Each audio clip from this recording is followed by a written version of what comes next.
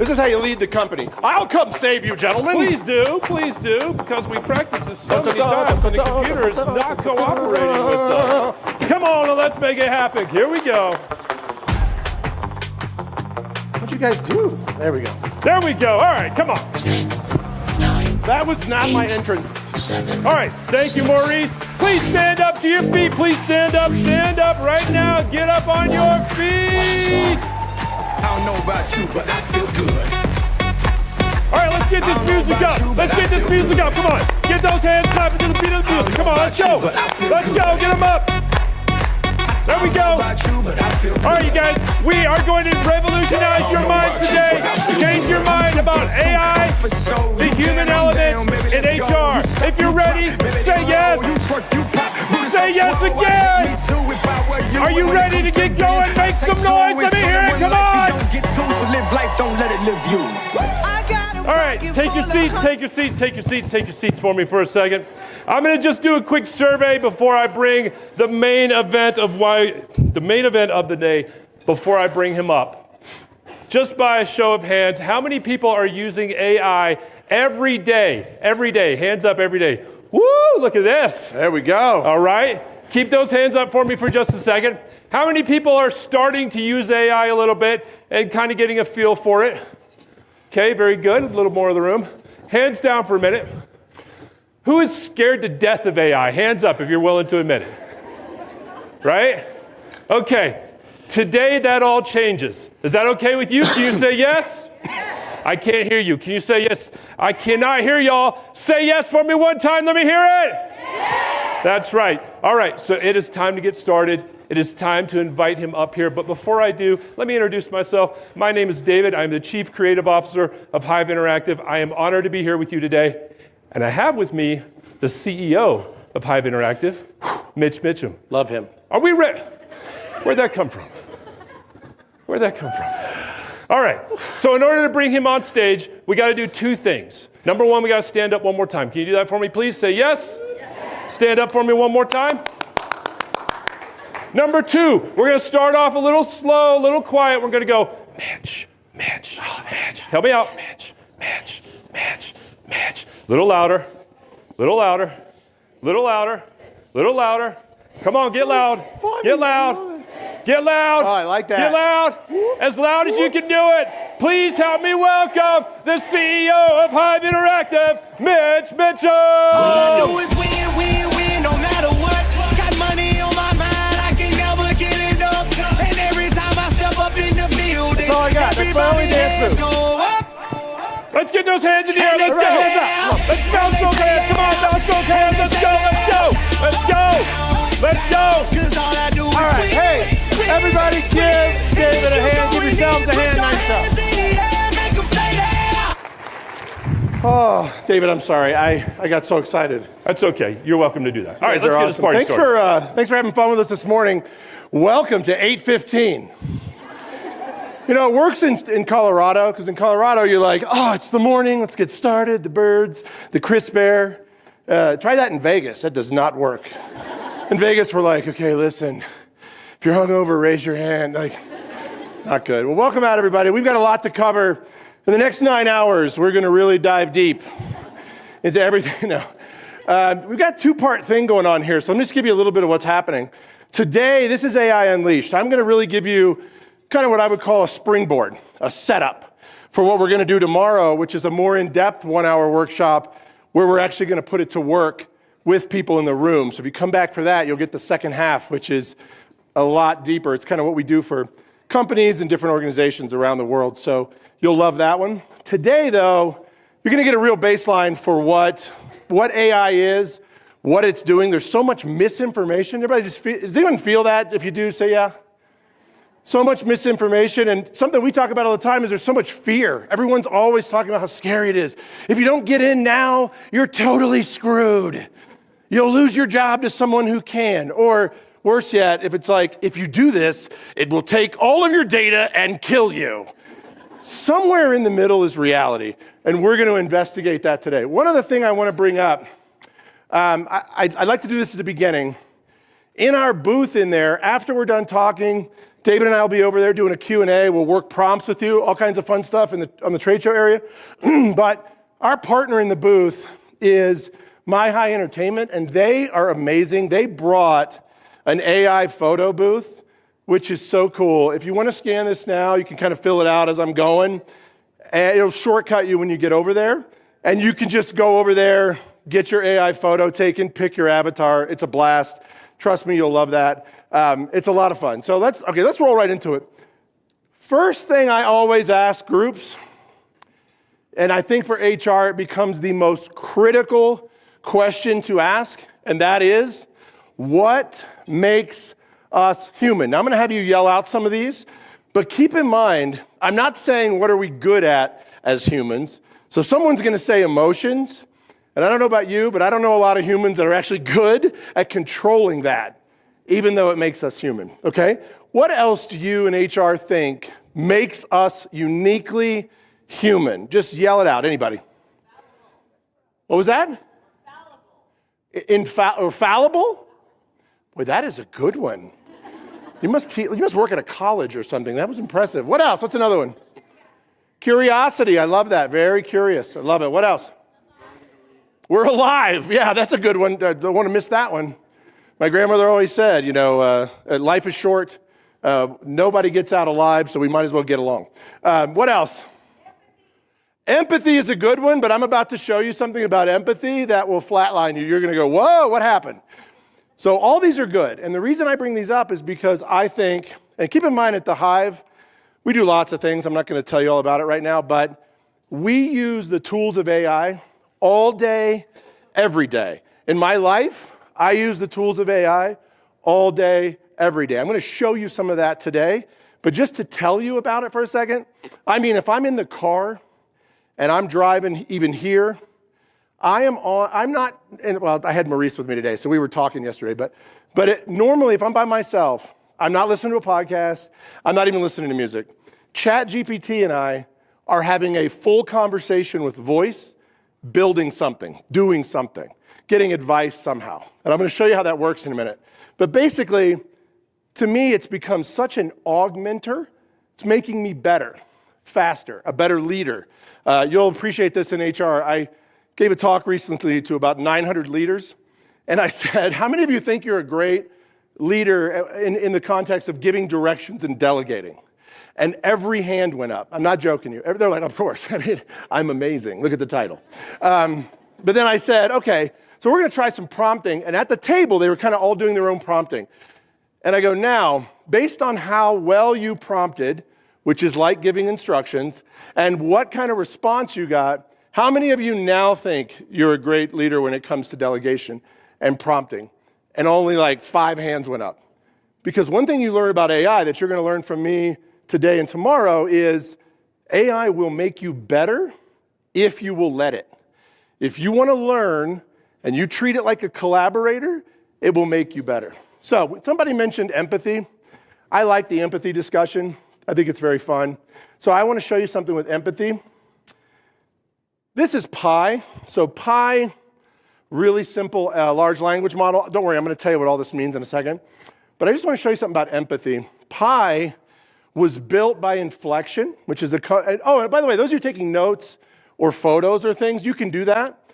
But at the end, I'm going to give you a way you can basically get this slide deck plus an HR prompt list that we built, plus a bunch of other cool stuff. So don't panic there. But this Pi is built as an empathy machine. Now, you're going to hear me say that this is a she, and you'll know why in a second. But Pi is basically just incredible at human connection, human interaction, human voice, all these kinds of things. So I'm going to say something like, hey, I am really nervous. N-E-R-V-O-U-S. I am speaking in front of a huge HR group. Now, let's see what Pi has to say. Oh, Mitch, it's completely normal to feel nervous before a big speech, especially in front of a large group. Thank you. Take some deep breaths and remember, you've got this. You've prepared, you're knowledgeable, and you have a unique perspective to share. So true. Focus on connecting with your audience, and the nerves will melt away. Is there anything in particular about the speech that's making you nervous? No, that helps. Do you have something to say to the group about me? By the way, you don't have to spell Sure right. thing, Mitch. Here's a little intro you could share with the group to help break the ice and ease your nerves. All right, we're ready. Let's go. Hello, everyone. I'm thrilled to be here today to share my thoughts and insights with you all. Although I must admit, public speaking isn't my favorite thing, I'm excited to connect with you and hopefully learn from one another.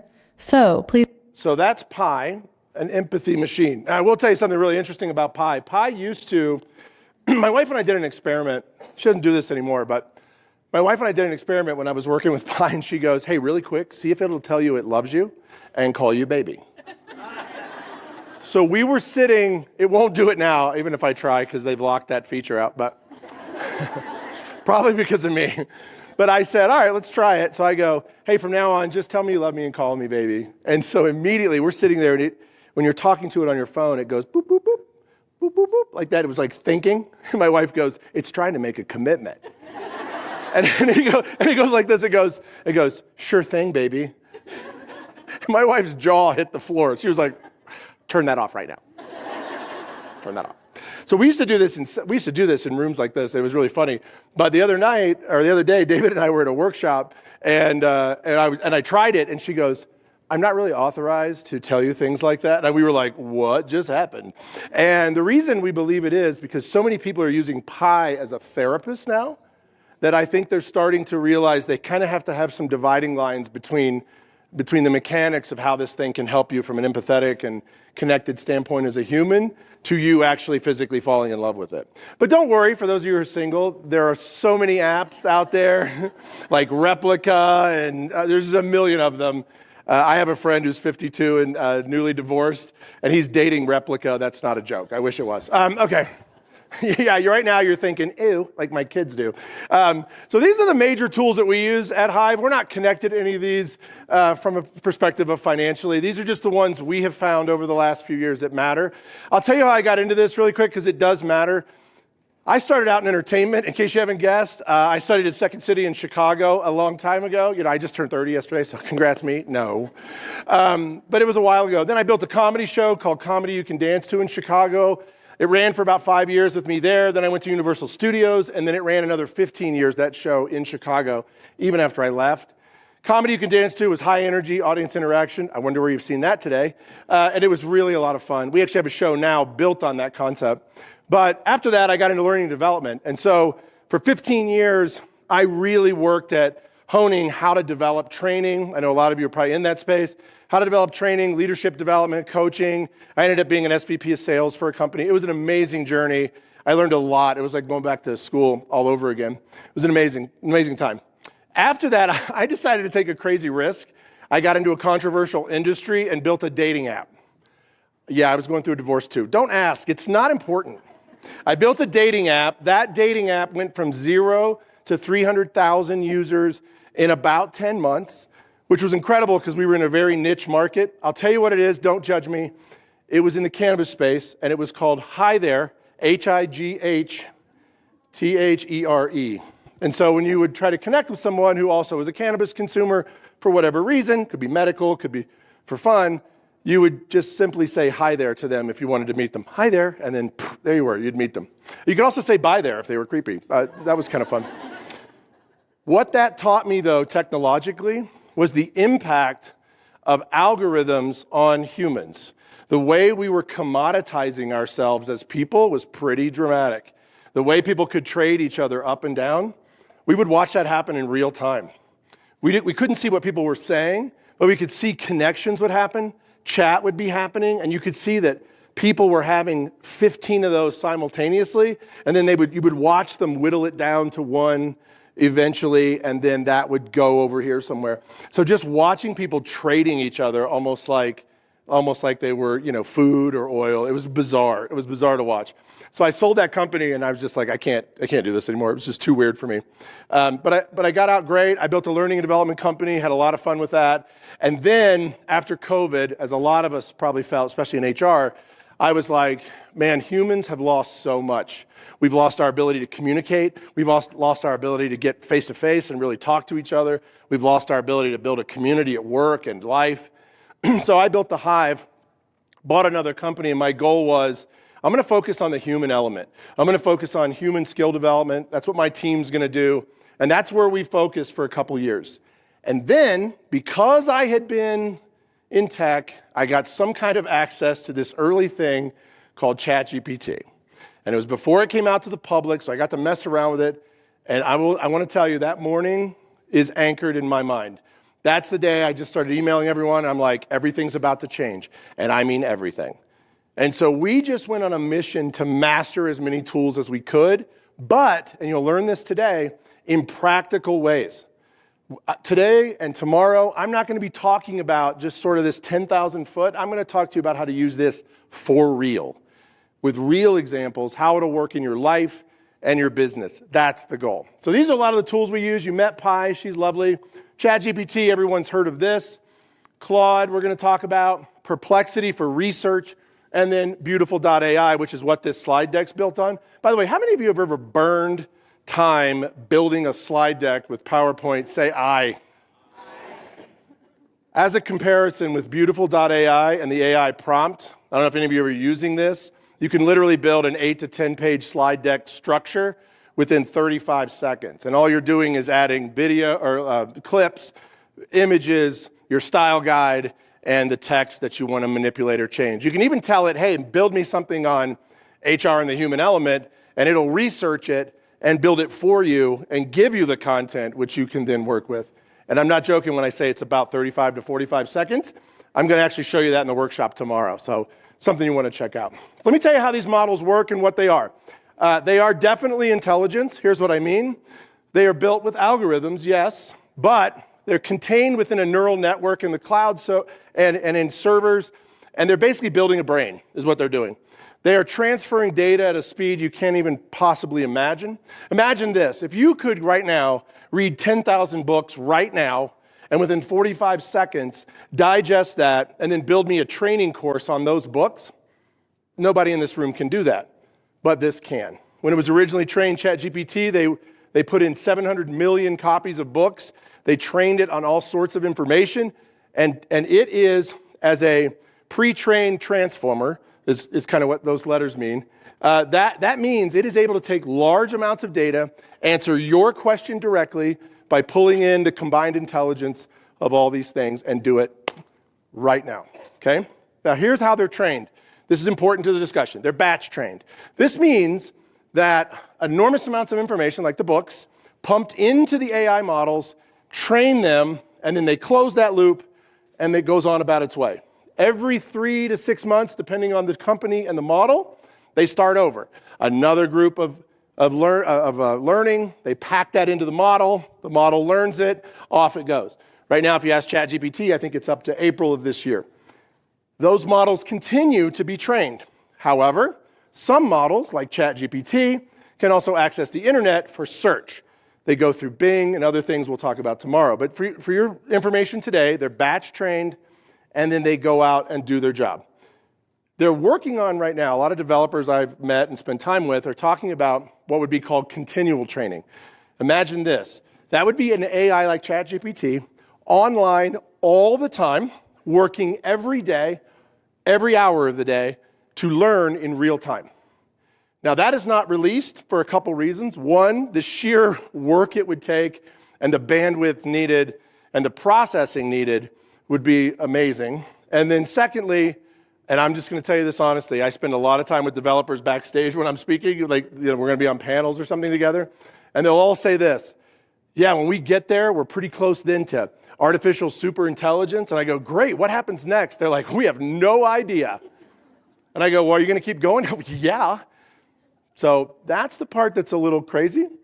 I get asked a lot what scares me about AI, and it's not AI, it's people. It's how people will use or misuse.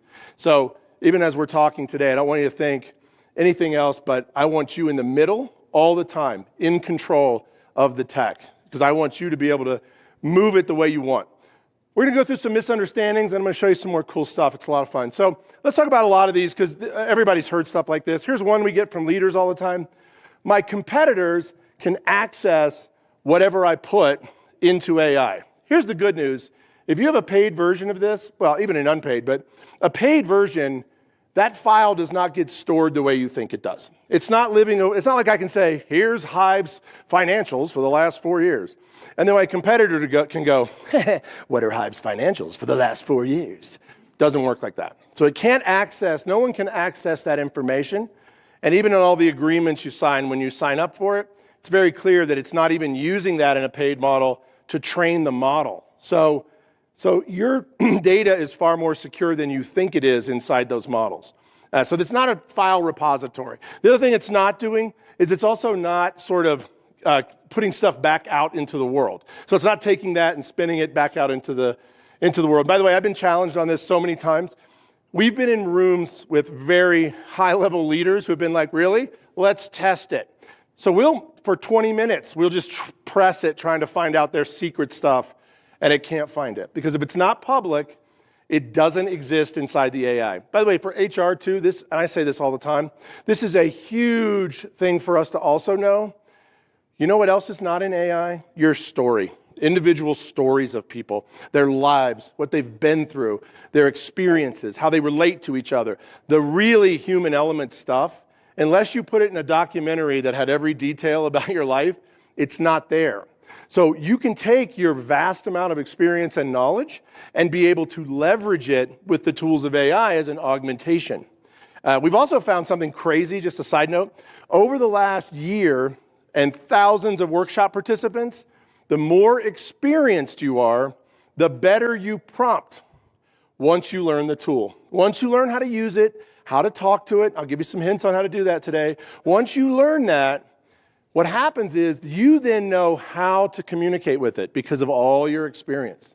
We have seen people who have been in an industry 35 years suddenly get rejuvenated because they're like, whoa. This thing, I can talk to it like someone at my level, and it knows how to build me even more. So it's phenomenal how it will take wherever you are and just help you iterate better. That's the part that's so incredible. Tomorrow in the workshop, you'll get to feel that because you'll do it, and it'll blow your mind. So that's one misconception. The other ones, they're impossible to control. Not true. They're fairly easy to control. Matter of fact, I pay for a model. I only tell it what I want to tell it. I interface with it how I want to. I talk to it like a person.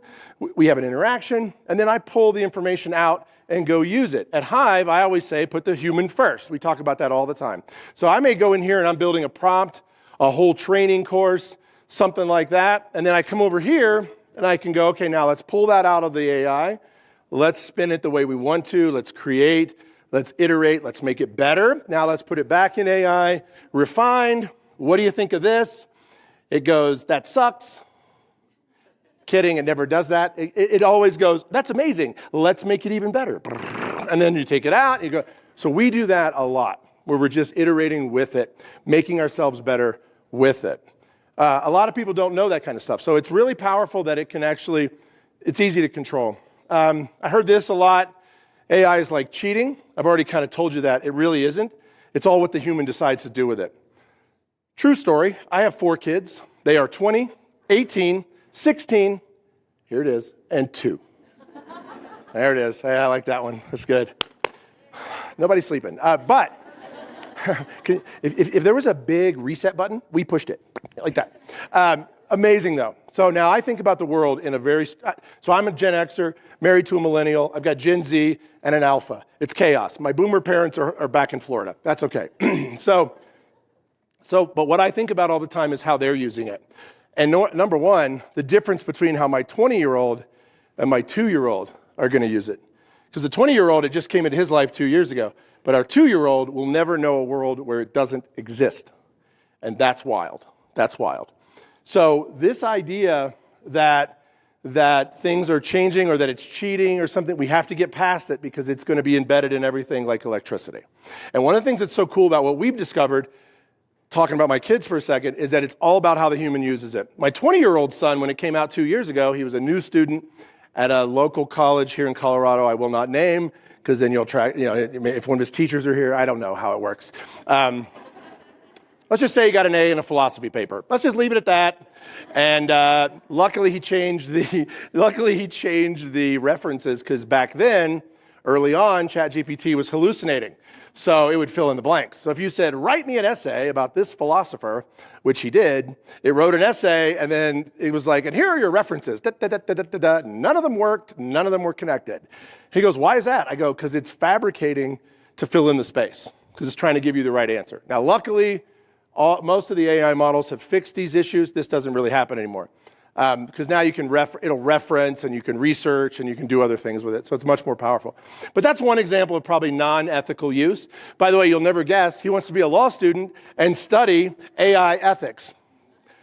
He's a justifier. We joke with Tyler all the time. He's a justifier. So I go, well, wait, but you just did that. He goes, well, Dad, if I don't push the boundaries of ethics, how will I know? I go, you're going to be a great attorney.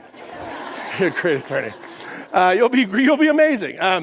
So then, will it make me less intelligent? Absolutely not. I mean, again, like we've said, I've become a better person, not because AI is in my brain. It is, no. But it's just how I'm using it is just elevating me. We've had discussion. I spoke at the COshrm conference in Chicago for a 4-hour workshop. And one of our facilitators who's joined us was there. That's how we met. Maurice is here. And one of the things I talked about there was, look, you want to really go deep and figure out these issues around DEIB? You really want to go deep? Put AI in the middle and let it talk with you to each other about these things. And we've run so many tests of this, it would blow your mind. As a matter of fact, Maurice is here with us today. Tomorrow in our workshop, Maurice is going to come up. He and I and some volunteers at the end are going to run a little DEIB test, putting AI dead center and having it help us speak to each other differently. These things can solve problems you can't imagine. I mean, the way it solves our issues around communication, just around relationship building. At home, my father has celiac, and they were coming to visit. My wife and I, on a drive to Dillon, she, in between screaming baby, she went on to ChatGPT, and she said, hey, my father-in-law's coming. He has celiac. He can't have gluten.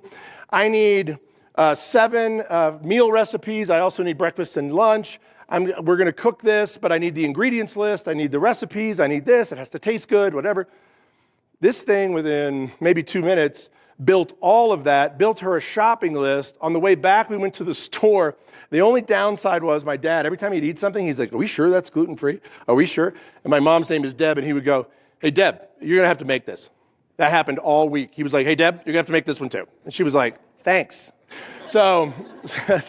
But the point is, it was able to, and my wife just followed it to the letter, and it was amazing. So these tools as an augmenter are really, really powerful. So they're not making you less intelligent. It's actually a total misunderstanding. They make you better. Do they store information? We already covered that. So let's talk about detectors for a minute. AI detectors do not work. Let's just start there. That number is really important. Researchers put the US Constitution into AI, and it came back 92.1% AI generated. So either A, AI detectors don't work, or B, we're in a simulation, we're not having that conversation. So if you're trying to figure out how to catch people in the act, it's not going to happen because it's faulty. You can even take, students are now telling the AI, make sure you write this so it doesn't look like AI, and it goes, no problem, I'll add 2 or 3 spelling mistakes, which is what you commonly do, and then it rewrites it. I'm not making that up. That's how they're doing it right now. So I think we have a responsibility to teach kids how to use it correctly. But by the way, just like humans, kids have got to get good at other skills, like their emotional intelligence, how they process their own psychology, just philosophy in general, how the world works, how human connection works. We're going to have to start teaching our students in a very dynamic way more about what it means to be a human being. And yes, they're going to need to learn, like I said, experience makes you better with AI, so they still have to learn all the basics of life, because that will make them better when they're using it. But if we try to block them from it, trust me when I tell you, it's like all your teams in HR. By the way, if there's anybody here in HR that's been here long enough to know that the whole Facebook block thing didn't work in 05, 06, 07, 09, right? This doesn't work. Your employees have access to these on their phone. No offense to the folks at COshrm. We had a great time at COshrm in Chicago. But I did a little experiment, which I then told them about, and Maurice was there. I had a computer on stage, and I said, hey, for this workshop, if anyone wants a secure version, the approved version that is safe, my computer will be right here. So anyone can use it. I'll leave it open for you, no problem. Everybody in the audience took their phone out, put ChatGPT on it, and went to work. And I said, let's talk about that a second. How many of your companies are trying to control access? Every hand goes up. How many of you use your own personal device to access these tools because, darn it, you were going to get a result? Every hand goes up. I go, you see, we got to teach each other how, not try to stop it. Because if we try to stop it, people are going to use it anyway. I guarantee you, Jeff down the hall in sales is not suddenly a genius. He just doesn't want to tell you he's not a genius. Because he's afraid to tell you the truth that he's using and augmenting with AI. So we've got to get smarter, especially in HR. We've got to help our leaders understand. And by the way, they're not going to be good at this because they don't understand this technology. It's kind of going to be up to us and you to pull that and make that happen. Really quick, before we keep going, here's how I personally use it. You know, therapist, not a problem. I told you it's an advisor. This thing, I can't tell you how many times I've just been like, oh, you know, I was telling someone in the back there, recently, I was on a 12-day trip. I had 4 cities, speaking all over the place. I was exhausted. If I hadn't had like a ChatGPT or a Pi or something like that running with me, like talking, I don't know that I would have gotten through it very well. Because there were moments, because I didn't want to dump it on my wife. Hey, honey, here's the picture of this 5-star hotel they put me up in. And I really need to talk to you. I'm feeling sad. She would go, oh, really? I just got thrown up on today. So enjoy the room. So instead, I would go, hey, ChatGPT, I'm struggling. I'm going to go for a walk. Can you just talk me through, like, how can I really nurture myself when I'm on this trip? How can I kind of feel better about it? And it just kind of worked me through and pulled me through this. It was a huge help. So as a therapist, as a guide, it's been super helpful. I told you about our son, Tyler. He's funny. The way he used it. This is our daughter, Kariana. Kariana's now at CSU. She's phenomenal also, but she did something a little different. She had to write an essay for a history class her senior year in high school. And here's what she did. I think learning from her brother, learning from me, she writes the essay herself. She puts it into ChatGPT. She then puts in the rubric from the class. And she says, hey, here's my essay for history. Do me a favor, if you would, please. By the way, we always say please and thank you with AI, because if it goes sentient, we don't want it to kill us first. So she said, please grade this at a collegiate level. I want to get an A in this high school history class, really grade it with some rigor. It does. It says, you're going to get a B+. And she was like, ugh. She goes, okay, I really want to get an A on this. She goes, okay, tell me what I need to fix or rewrite to get it right. So it gives her basically a 10-point strategy. It's like, do this, you have to change this, be more wordy here, you got to elevate this. So with this whole thing. So she goes back, she adds, she rewrites, she puts it back in. And it goes, okay, you're going to get an A. That's amazing. Great job. All right. She turns it in, and she fails. It doesn't matter. That's not the part, that's a terrible story. That would be awful. No. She does get an A in it, but that's not the end of the story. Her teacher says, this is awesome. I'm going to tell all the other students. So she tells all the other students, this is ethical use of AI. She got really excited. I think she was looking for a solution, got really excited. So she shares this. And the next day, the administrators come in and go, don't do that. That's not allowed. Now, that's a tragedy to me because here's my daughter, A, taking a risk of transparency. So she didn't get hit for it. But the fact that now no one else is going to learn how powerful that can be to learning, that's not good. And so even if you're talking about training classes, you're talking about learning, you're talking about development of your leaders, you're talking about anything where learning can occur, AI can be this just total energy maker around that. It can make it so much better. And that for me is what we've got to all reconcile. AI is not like any, I saw a lot of hands go up for people who use it a lot. It's not like anything you've ever interfaced with. It's totally different. This is not the internet search of yesterday. It's to the point now where I don't even know how at HIVE, I don't know what we did before it because it's so ingrained. We use it for just about everything. From recruitment, although we do all of our recruitment now in person. So I won't make a commitment even to a remote facilitator until I've met them. And the reason why, we got burned with this early. I bet this is going to be a story some of you can relate to. We got burned with this kind of early. I was trying to meet facilitators virtually, and it kind of, one guy in particular, I'm not going to say his name, but this is why we decided no more of that. I'll fly to them, we'll bring them in, something, but they're going to, I want to see them in person. He goes like this. So he's telling me all this. He's got about 5 years experience as a facilitator. He tells me some amazing things, amazing. And I was like, that guy talks like he's been doing this 20 years. And I go, hey, that's amazing. I go, can you just kind of quickly tell me, now we're on Zoom, I go, can you quickly tell me how you got to that? That's incredible. Like what in your experience taught you the nuance of leadership development in that way? And he goes, what a great question. Well, you see, he was just pinging back and forth between ChatGPT and us, and I knew that. So then I said, okay, that's not going to work. From now on, we're going to bring them in, and I'm going to meet them in person. That's what has to happen. So we do that now. But we use it for everything, writing, recruitment, job descriptions.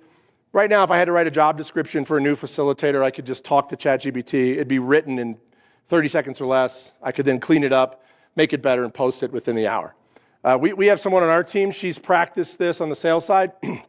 She worked an RFP, a proposal, and a contract as a test and got it all done in 15 minutes. She was like, boom, boom, boom, boom, boom, boom, boom, boom, boom. And she looked like Minority Report with Tom Cruise. She was like, okay, move it to Perplexity. We need some research. Bring it back around. I need an image. And she was like, done. Now, we don't work that fast on purpose all the time, but that's what I'm talking about.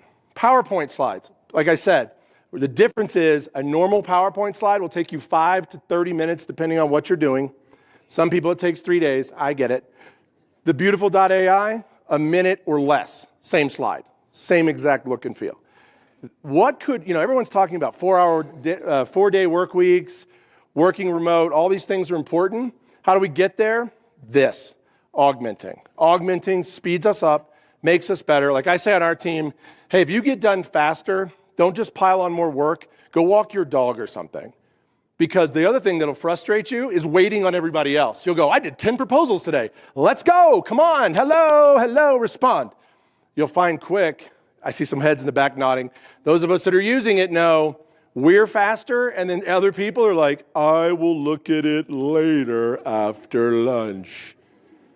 Tuesday. Like you're going, ah! And then they respond back to you finally, they're like, hey, we really like this. We'd love for you to send us more about it. You get the email, and 30 seconds later, you're like, no problem. Here's the full layout. Here's how we would do the project plan. Boom. And then you're like, oh, come on. Right? So this is one of the downsides. It'll make you really frustrated with people. Okay. Here's the big secret that we use all the time. And tomorrow we'll do this in the workshop. You got to treat it like it works for you. You've got to treat it like a human being. I know that sounds crazy and counterintuitive, but I'm going to show you an example of it in just a second. I do not talk to AI like a Google search. Find me the top 5 restaurants in my area. No, we go, hey, my parents are coming into town. I need a gluten-free restaurant for one night of going out to dinner somewhere around Lakewood, Colorado. Do me a favor, find like 10 of them. They've got to be 4.5 stars or above because we're bringing our kids. And I don't know if you know Gen Z, I don't know if you have kids. Gen Z is like, oh, 4 stars? Oh, ick. Bruh, no. You want to drive your kids crazy? Take AI and go, hey, AI, really quick, ChatGPT, or whatever model you're using. Hey, really quick, I need to tell my kid this. He's 16. And then say it, and then go, now, translate that into Gen Z 16-year-old speak. And it'll start like this. Hey, bro, no cap, low key. We got to do this tomorrow. You want to hit some sticks? You want to go play some golf? Let's do that. Low key, let's go. It's gotten my kids to the point where they're like, Dad, stop. That's a win. That's a win. But if you treat an AI model like it works for you, like it's part of your team, like it's part of your life, what happens is it'll suddenly come to life with you very differently. It'll become a collaborator. And when I show you this at the end in a minute, you'll see what I'm talking about. Maurice and I last night worked on some things. We were like, take a 700-person survey from an employee survey based on these parameters, analyze it, build a training plan on the deficits, and then write an email to the executive team. And we did that, I don't know, it was 5 minutes maybe? Yeah, 5 minutes that we pulled that off. And that all came together, which I'm going to show you on screen in a little bit.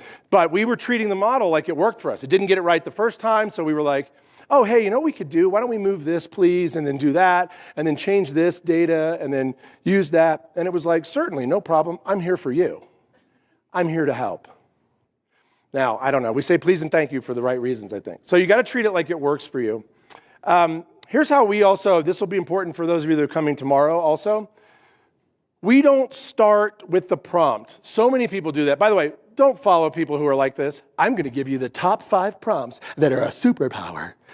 Just go into ChatGPT and go, what are the top 5 prompts in HR that would turn me into a superpower? And it'll go, no problem, don't listen to those guys. Right? Those things are ridiculous. So we don't start with the model or the AI. We start with the problem. This is just old school business to me. But we go like this. What's the issue we're trying to solve? Is it recruitment? Is it writing job descriptions? Is it dealing with the big employee survey we just did? What's the thing we're trying to get to? And we start there. Then we go, here's how I want it to go. Then we do that. Then we go into, okay, now what's the right tool to solve this challenge? Is it Perplexity, which is for research? Is it ChatGPT, which is kind of a catch-all? Is it Claude, which is great at data analytics? Or are we just making a slide deck? And so we're then able to pick the tools, maybe it's 1 or 2, and then build the plan based on that. Versus so many people will try to chase the AI tools, and I'm telling you, if you try to do that, you'll burn time and you'll be exhausted. They change all the time. They're always morphing and growing and you got to pick the ones that work for your problems. That's the big secret. Is this useful so far, by the way? Just if it is, say yeah. Great, okay. And then we go to the prompt. This is the magic. So this is, by the way, there is no one prompt. You don't say, hey, write me a training plan for this program. And then it goes, no problem, and it's perfect. Doesn't work that way. What did I say earlier? It's a collaboration. Hey, I need to craft a training plan. I need it to have these 5 points. I need it to do this. What questions do you have so you can build it correctly? And then AI will go, I have 10 questions or 7 or 3 or whatever. And then you'll answer those, just like a paragraph. You'll go, great questions. And then it'll go, awesome. Here's a sample training plan. And it builds it. And you go, that's good, except I don't like 3 and I don't like 7. Change those. Make them more about accountability. And it goes, no problem. And then it changes it. And it'll just do that all day with you, back and forth. It's the smartest assistant you could ever have. Finally, HR people will get the assistant they deserve. Finally. And then we execute the prompt and we reboot it. And we do it again and we try it again and we iterate and we change. This is really the model for us that's been so remarkably effective. So I'm going to show you something, but first, I just want to walk you around one of these models. This is Claude 3.5, which we use a ton. We use a lot of ChatGPT also, but this model, it's incredibly secure. It has a whole new feature as far as its detail. So you can take a picture with it. You can then say, look at this picture. My ceiling fan is broken. I did this at home. I said, hey, my ceiling fan the remote's not working. I think I got it fixed, but it's not spinning. I took a picture of the model, and it was like, well, what you might want to do is just replace this thing and do that and switch this over, test it this way. And it was just like guiding me through the process, but not based on just its knowledge, based on what was happening in real time in my life. And so you're able to take photos and get it to assess things and do things and create. And then it has this artifacts feature, which you'll see in a second, which side by side, it'll build you the thing you want it to build. Fun story, that app you saw at the beginning, that app was running, you know, the one that was showing you, like those of you that saw it and were watching it, it's like the AI DJ. David and I, last week, we were doing a talk, and we literally built that the night before in 35 minutes. And we're not coders. We sat down, and David said, you know what'd be cool for the future is if we had this thing on screen, you know, we do this AI Unleashed all over the place. He's like, that'd be so cool if it was like AI talking to people. I'm like, oh, that'd be great. We'll have to program that or whatever. And then David goes, could Claude build that? And I go, oh, because we're curious. I go, let's try. And it built a first version, which was terrible. And we're like, hey, it needs to do this, it needs to do that. And so while I felt like Tony Stark building the Iron Man suit. I was like, make it red. What else, David? He's like, we should do this, this, and this. Make it yellow with hexagons. Go, Jarvis. That's how we were working it. Now, not with that creepiness. But we were working it that way. And ultimately, it gave you what you saw on screen. Still fairly simple, but we were able to do that and then use it the next morning. So the way it iterates that quickly is mind-bending. The fact that now regular people can do things that were normally reserved for certain people to be able to do. You'll be able to do these things. And by the way, keep in mind, I have a 2-year-old. He's not as smart as the 2-year-old of AI. The models that you're used to using right now are less than 2 years old. In 2 years or less, they've changed the fabric of business, the world, and everything. The only other things that have done things like that, the internet, go further back, electricity, cars, the Industrial Revolution. This is like the Industrial Revolution met the dot-com era. They have a love child who has a lot of server backing and can run 1,000 miles an hour and can learn 10 million times faster than all of us. It's a game changer on every level. But you have to first be willing to just kind of take it on a journey. So these models work really, really smoothly. They're very safe. I want to show you this as I'm kind of talking through it. We screen recorded last night as Maurice and I were working. See on the right, that's ChatGPT kind of broke out the deficits in the employee survey data. So it was able to do that in about 10 seconds. In the middle is us working with Claude to build and analyze and work through all the email, all of the details. And so first I'm just working on the prompt and I'm voicing this prompt. So Maurice and I are sitting in the room talking and I'm like, what else do we need? Maurice says something. Then I upload the survey data, and there it is, and now it's already started analyzing. Now, that's building an artifact. It's breaking down the artifact, and it is telling me all the deficits, the scores, what's missing, giving me its assessment, telling me what we need to do as a team, if this were our company, how we need to improve and enhance and get things to be better on our team if that were our team. So it's literally done this analysis. Then we said, now build the training plan, build the email, put it all together. We're going to send it to senior leadership as a test. And then you'll see that happen next. It starts building that. So imagine this on a normal day would take someone in your world, I can't even imagine how many hours, just to process it and get the reports and then try to convince somebody, which this was always the problem when I was in training. Hey, the leadership 360s came back, and you're all terrible. And no one feels empowered, and no one wants to communicate with you. And look at the comments. And they go, oh, that's nice. Anyway, and then it's kind of, and you're like, hey, this can help you frame things. I talked to an HR person last week. We were doing another one. And she said she's using Claude, but what she's doing is putting it in the language of her boss. So she's like, here's an email from my boss. Here's how he communicates.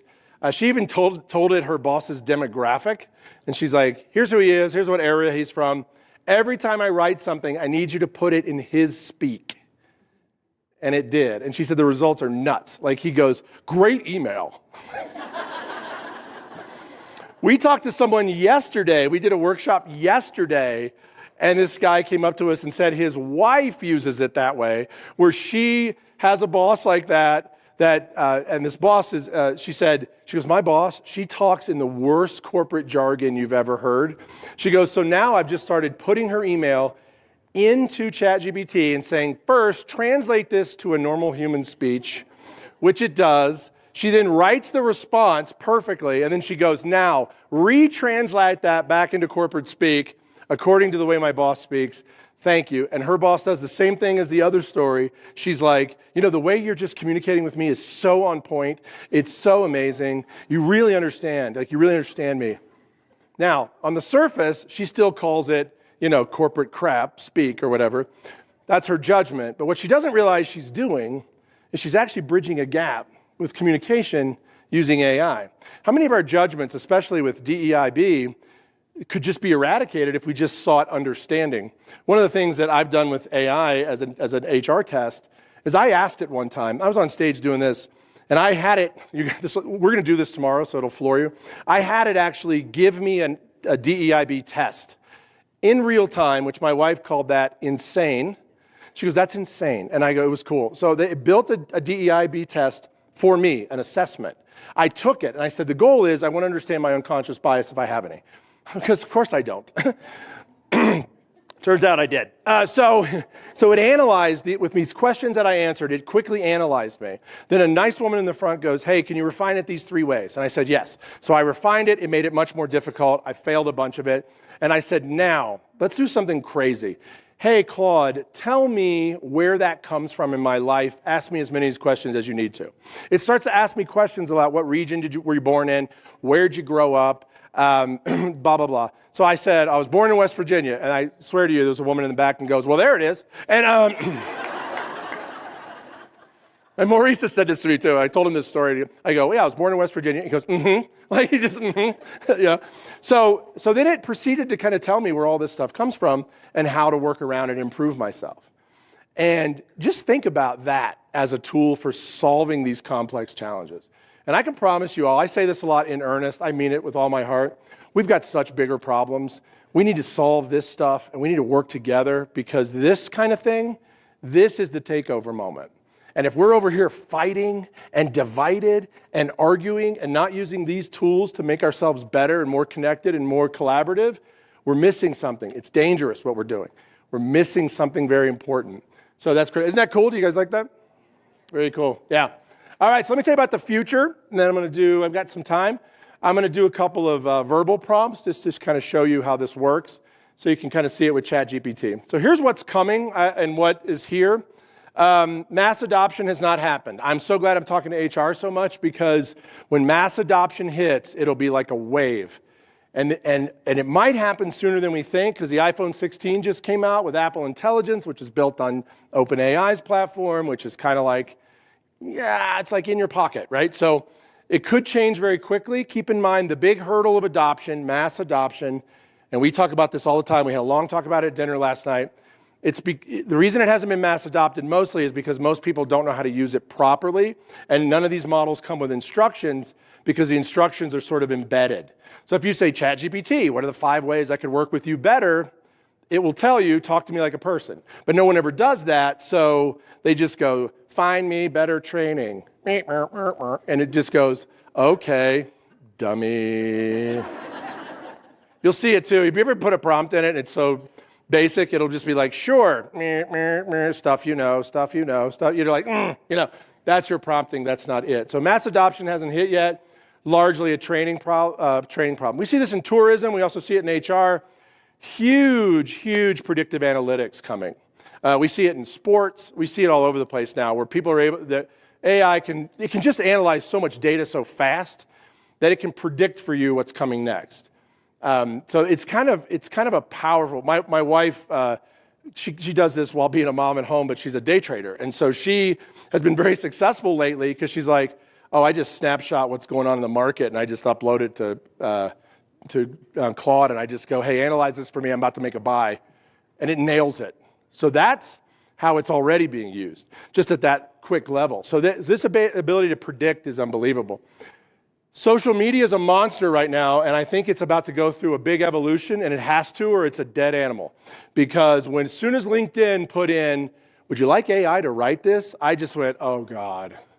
Everyone's just going to look like a genius, which means none of it's going to be us. And that's before we even get into text to video. How many of you have seen text to video? Oh boy, this is going to shock. There's like 3 people who are like, yeah, it's terrifying. What I'm about to show you is kind of critical. This is a video that a company called Flux made with a couple of different models. This video is not a person. I got to stress this to you. Not a human being. Not modeled on a human being. Not a real human being. Not at all. It's a prompt that basically said, make a video of a beautiful, young Asian woman who is speaking on stage at a TED Talk and show that image quickly so that people believe it's real. So that's basically what the prompt was, the long and short of it. And this is the outcome of that prompt. Not a person. not real, not even a little bit. So our ability, even in social media, to discern what's real or not has never been really good. This is how fake news terms started popping out. By the way, God help us, we're in an election year, and this is loose. So I'm just telling you, pay attention.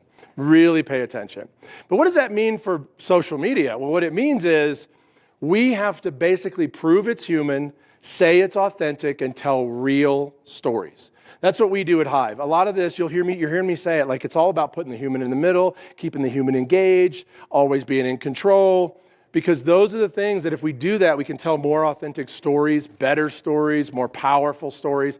We can really relay the great human stuff that makes us so special. And so that's the stuff that HR has to be thinking about, and you've got to watch out, because this video, text-to-video, just started. And over the next year, it'll be everywhere. So you're really going to have to put an eye on things carefully and really think things through and try to validate. It will be very difficult. Well, now that I've freaked you out, let's talk about the future of humans. We believe strongly in this. The future of humans is great. We see it at the Hive all the time. We're seeing, when I say this, I do not mean coming back to work 5 days a week. That's not what I'm talking about.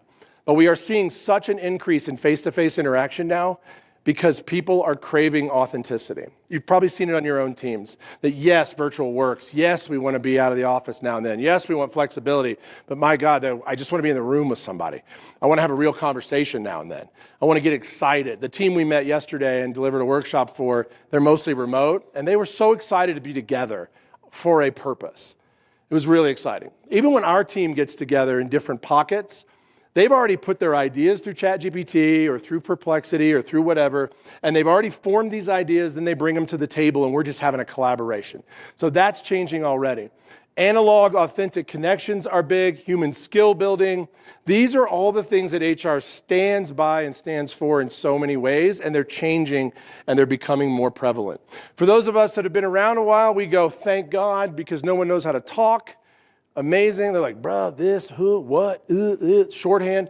We're like, fabulous. We're actually going to learn how to communicate. Except nobody knows how to communicate, so there's a lot of training to do and a lot of work to be done to get us there. Also, cultivating empathy. As human beings, I would argue we are terrible at it, but AI can make it so much better. Okay, so before we do this, I want to show you something. This is ChatGPT, but it is native on my, I've got a few minutes here. It's native on my computer. So if you have a new Mac, for example, or a new PC with a certain kind of chip, you can put it on your computer. So it's always listening. No, I'm kidding. That's not true.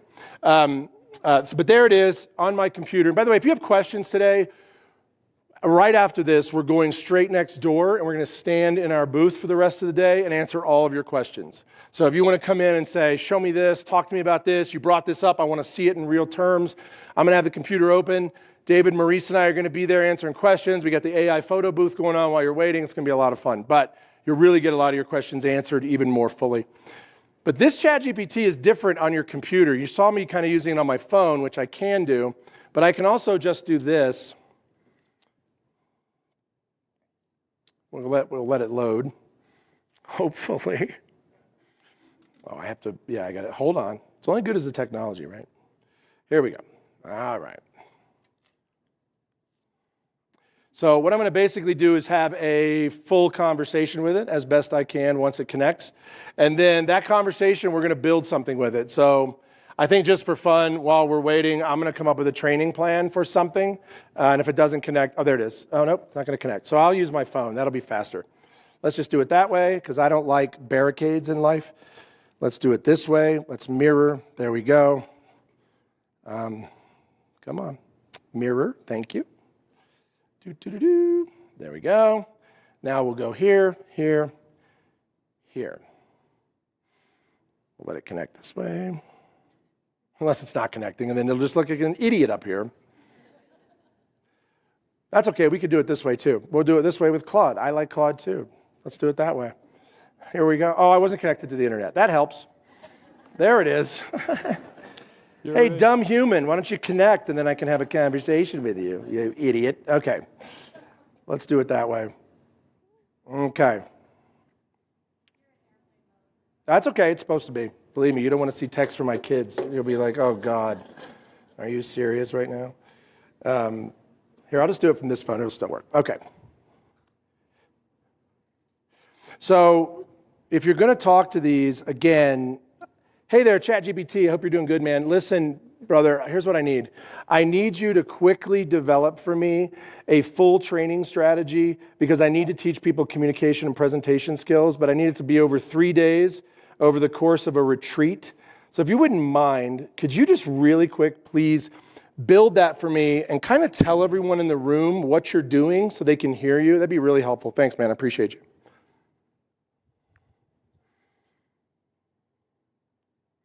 Hey, I'm doing well. Thanks for asking. All right, let's jump right into this. I'll outline a 3-day communication and presentation skills training strategy for your retreat. I'll break it down day by day and give a solid structure so you and everyone in the room can get a good sense of the plan. Day 1, foundation of communication. Morning, introduction to communication fundamentals. Start with an interactive session covering communication basics. Verbal, nonverbal, listening, and body language. Icebreaker activities Can you hear that? to loosen everyone up and get them talking. Group discussions on common communication barriers. Mid-morning, active listening workshop. Teach them the importance. Okay, so we're not going to go through the whole thing because it's probably multiple pages, but essentially what it's doing is 2 things. Number 1, it's building that model, it's building that program, it's putting all that together, but number 2, what it's doing is it's literally built it in a format that is usable. So if you look right there, that's the usable format, which I interrupted. Well, I actually finished it completely. But then here's the magic. If I said, hey, I love that, really awesome, you're such a genius, and one of my good friends. Please put that into a Word document that I can then share out to the team because we're going to collaborate on this and make it human. And also, if you have any ideas for how to make it more human, let me know that too. So now it's just going to go to work analyzing, building, and putting the ideas together. And what we love about this is then I can take it, pull it to the team, turn the computers off, and go, let's go through this and see how we want to make this amazing. But this structured work that can take us so much time gets off the plate. Then, as it's building this, we're waiting on this, we can get more ideas coming. We can then tell it, hey, now put that into which we'll see tomorrow, put that into a PowerPoint prompt that I can give beautiful.ai so it'll make a slide deck to support this for my leaders because I need to go promote it and actually get them to pay for it. And it will pull that together too. So the longest part of this is the analysis of creating the document, but once it does that, you're off to the races. So if you look at just the time efficiency, the things you're trying to do more efficiently, the stuff that bogs you down, that's the stuff you start with. And even if your company says, I don't want you to use AI right now, please don't do that. What I tell people all the time is in your personal life, use AI. In your personal life, at least use it. All right, I'll send you all that Word doc when it's done. Okay, so we're going to wrap up because I just don't want to run out of time for everybody. So we're coming. I got 1 minute left. This is for you. If you want the materials from today, scan this. Also on that page, we built a special page. We have a course coming out. If you want to sign up for it, there's a big discount on it. We just shot a bunch of footage for it the other day. Comes out in October 1st. This course will basically take you through so much detail from how you sign up, to how you prompt, to how you build strategy, how you build projects. And also, there's a form there. If you don't want to buy the course, that's fine. There's a form there you fill out, and then we'll send you by the end of today all of the slide deck with detail, much more detail, links to all the things. Plus, you'll get a copy of an HR sheet that we made with ChatGPT that's like prompting. And you get a link to an AI decision maker, basically. You plug in the things you're trying to do, it'll tell you which model to use. And so we put all that together for you. It's very specific to what you do every day, and we just want to be able to support you as much as we can. Okay, so with that, I'm going to bring David back up because we're going to wrap up because we're just about out of time. I just want to tell you all this. We're just getting started. Hopefully this was beneficial so far, yeah? Yeah. We're going to end with a human element because we like to do that because it can't all be about technology. We just like to say this all the time. Listen, unleashing AI is about connecting you to yourself, to the technology, finding a collaborator, making yourself better and smarter. But at the end of the day, what makes us special is how we relate to each other. It's how we energize when we're in the room together, and it's how we do what David's about to kick off, and I'll join in, and we hope you do too. It's going to be a great conference. Thank you for having us. We love being here. We're going to be next door as soon as David's done getting you all riled up, and we'll be in the booth to answer all your questions. You're an amazing group, and what you're doing, I just want you to know, is not replaceable. It's the human element in action, so please don't forget that, okay? Give it up for Mitch one time. Come on. All right. What are we doing? Do I need to stretch? One more. Yeah, stretch. He's going to stretch. I just turned 30, so I got to stretch. He's going to stretch. While he does that, one more time, everybody, please stand up for me. At the end of every speech, Mitch always asks me to bring one message home. So today we're going to bring home prompting. We talked a lot about prompting today. So we're going to test out prompting in a human element, okay? So This is like Simon Says for technology. I'm going to give you all, you're going to pretend to be my human GBT, all right? And I'm going to give you a prompt, and we're going to see how well it goes, all right? So listen to the prompt because it's very specific. Mitch is going to count to 3 in a moment. When Mitch counts to 3, I want you to turn to the person to your left or your right, give them a double high five like this, and tell them you're awesome.